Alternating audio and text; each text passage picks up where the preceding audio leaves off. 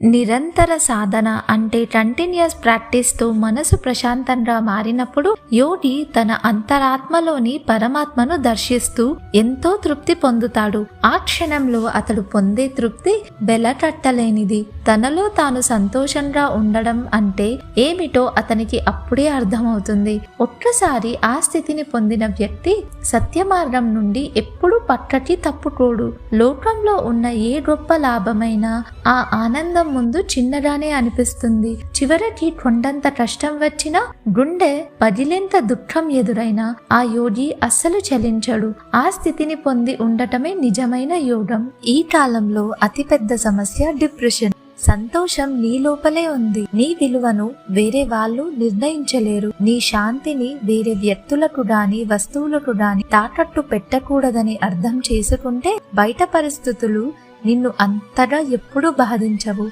ఇంకా నువ్వు ఎప్పుడు ఒంటరివాడివి కాదని తెలుసుకుంటావు అని ఈ శ్లోకం ద్వారా మనకు అర్థమవుతుంది. యత్రో పరమతే చిత్తం నిరుద్ధం యోగ సేవయా యత్ర చైవాత్మనాత్మానం పశ్యన్నాత్మని తుష్యతి సుఖమాత్యంతికం యత్తం బుద్ధిగ్రాహ్యమతేంద్రియం వేత్తి యత్ర న చైవాయం స్థితశ్చలతి తత్వతః యం లబ్ధ్వా చాపరం లాభం మన్యతే నాధికం తతః యస్మిన్ స్థితో న దుఃఖేన గురునాపి విచాల్యతే.